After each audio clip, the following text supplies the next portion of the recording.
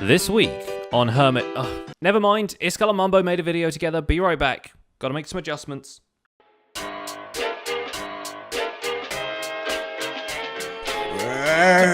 Rumble, it's Halloween time! Welcome to the Hermitcraft Recap. My name is Pixorifs, our writer is ZloyXP, and we'd rather rewrite the entire script than have 100 comments complaining that we didn't cover a video that came out an hour before the recap.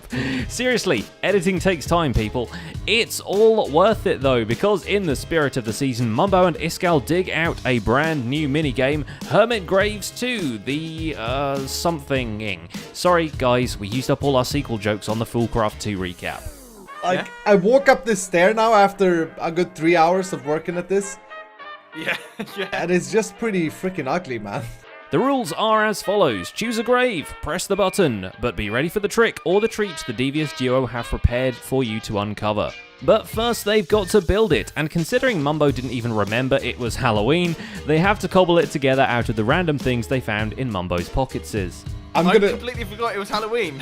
I'm gonna try and put like some cobwebs and stuff on my screen right now. Oh, it will look so cool. And drain it of color a bit. See that real skeleton and Sombert behind you. How you doing, buddy? Out of Iskall intros, that was probably about a 7. A 7 out of 10. You put a fishing rod in there? You carry with you like a highly upgraded fishing rod and a cat head. These are the things that Mumbo has in his inventory.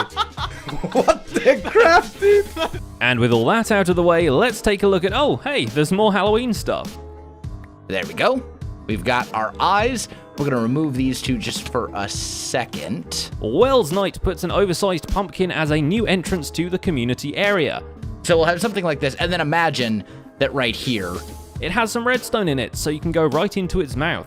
But other than that, it feels like Halloween is pretty low-key this season.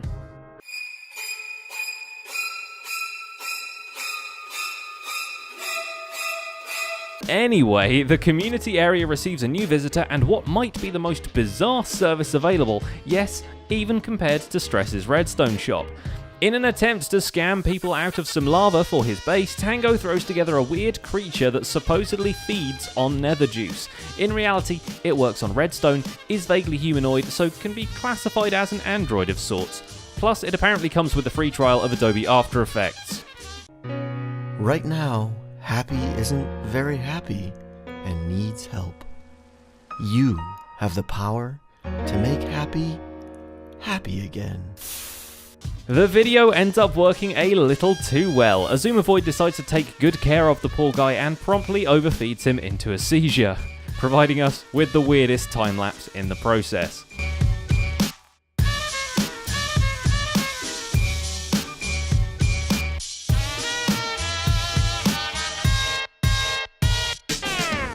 X also tries to break Iskall by hiring him to assassinate himself, seemingly just to see what happens.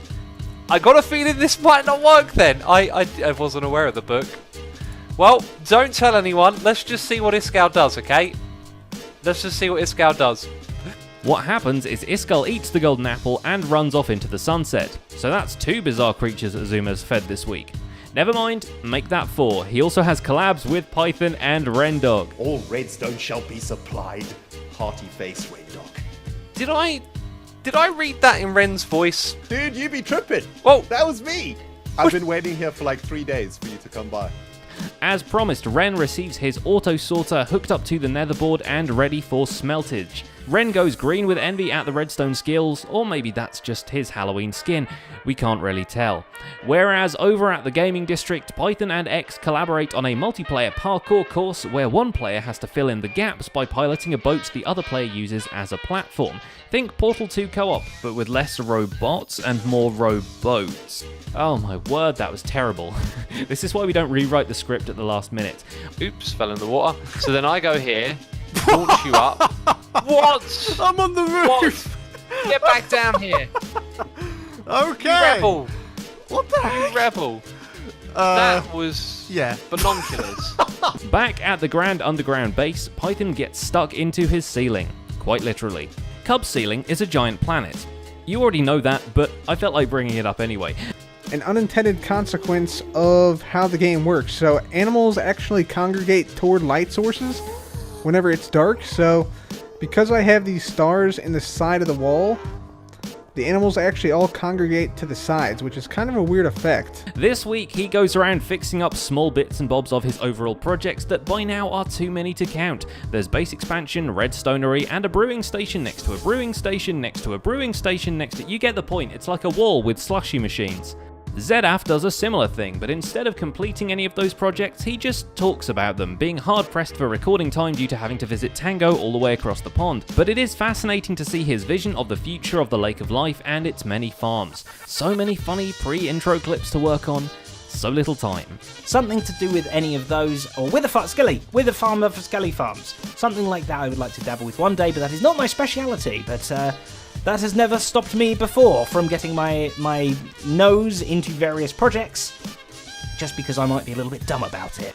Joe Hills, meanwhile, visits the Lake of Death. Well, it's a lava lake and he has fire resistance, so perhaps it's just a lake of kinda slow swimming. While on the hunt for glowstone, he plays baseball with some local ghasts, and once he's safely back in the overworld, he works on the paths leading up to the ominous Castle Ravenloft. False Symmetry's castle turns out to be quite ominous too, as she finds some actual spawning space somewhere on top of it. Wait a second, now pause this chatty episode. This is a mushroom island. How? Well, a zombie finds it and uses it to spawn, then False has to hunt down where it is and put a torch up there. Yep, that's like the shortest trip outside of the mushroom biome. Good Times with Scar finally recovers from his sickness enough to be able to make videos again. First things first though, he has to remind himself and the audience what he's been doing throughout the season and what he shall yet be working on. Sometimes my neuromuscular disease really knocks me down.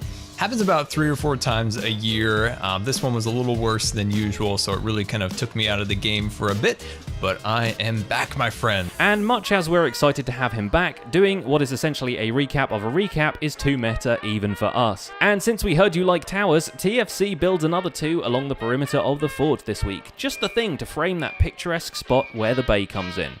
Back on the plastic beach, Iskall has his own seafaring landmark to lay down, an enormous anchor draped with seaweed. He also finds himself with a bit of a redstone crisis back at his sorting system, but a few rescued shulker boxes later, he's back in action. Speaking of redstone crises, we finally come to Mumbo Jumbo, who kicked off this week by moving some farmers into their high-rise accommodation and discovering that his own sorting system was already full. With that taken care of, he made his way over to the gaming district and dug a 32x32 hole, which might end up being the biggest hermit grave of them all if his maze building skills continue to be this devious. Because what he's got planned is a multi-story labyrinth with timed piston doors. Even though he rejects a maze design halfway through the planning process for being too frustrating, we're fairly certain some of the hermits won't be walking out at the other end. Let's just hope they got some fruit left over from playing Chorus Chaos. And that's just about it for this week's recap. My name has been Pixelriffs, our writer is LoyXP, and this Halloween we're going as content creators. He's got a spooky adventure map, I've got a haunted house tutorial, links to both will be in the end cards. But don't forget to leave a like while you're still here, subscribe to the channel so you won't miss future recaps, and share this video with the Hermitcraft fans in your life. Thanks for watching, and we'll see you next week, if the server survives.